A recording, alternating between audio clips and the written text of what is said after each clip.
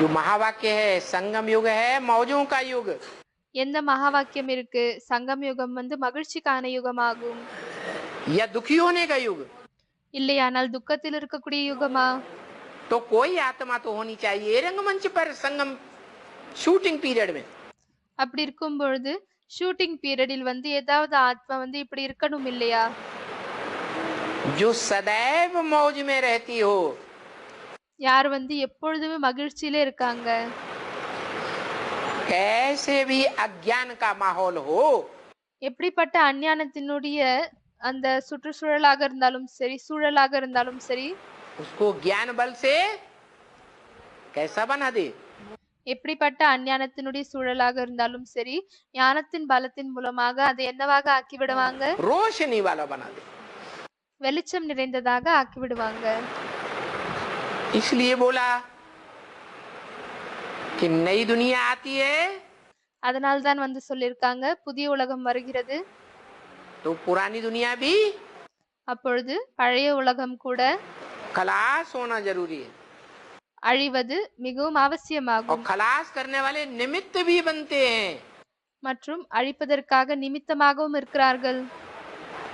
और नई दुनिया बनाने का कोई निमित्त बनता है। மற்றும் ஒருத்தர் வந்து புதிய உலகத்தை உருவாக்குவதற்கான கருவியாகவும் ஆகுறாங்க. एक है नई दुनिया बनाने वाला,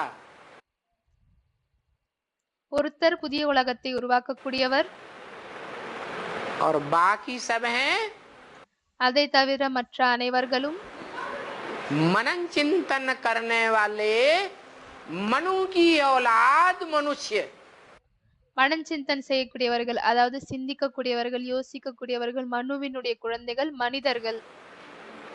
मनुष्य किन्हें कहा जाता है? மனிதர்கள் என்று யாரை சொல்லப்படுகிறது? मनु की औलाद को मनुष्य कहा जाता है। विष्णु மனுவினுடைய குழந்தைகளை மனிதர்கள் என்று की சொல்லப்படுகிறது. औलाद को वैष्णव, விஷ்ணுவினுடைய குழந்தைகளை வைணவர்கள். ब्रह्मा की औलाद को ब्राह्मण। एक मात्रा बढ़ती है ना, பிரம்மாவினுடைய குழந்தைகளை பிராமணர்கள். ஒரு துணைக்கால் வந்து அதிகமாகுது இல்லையா?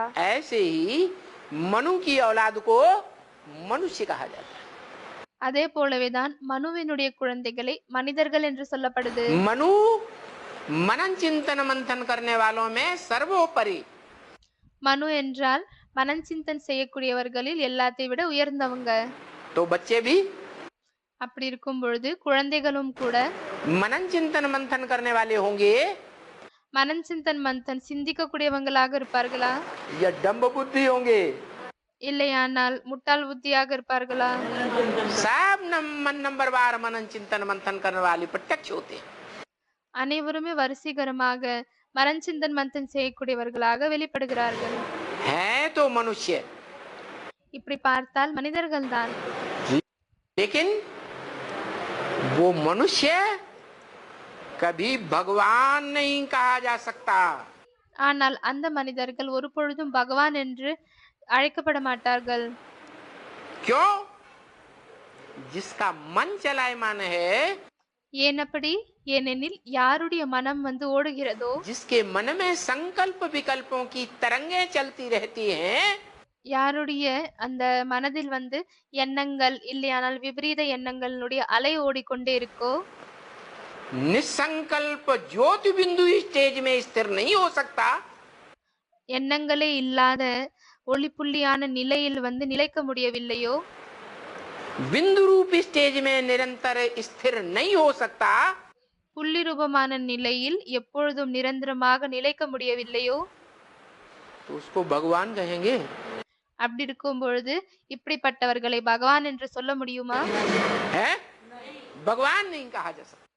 பகவான் என்று சொல்ல முடியாது.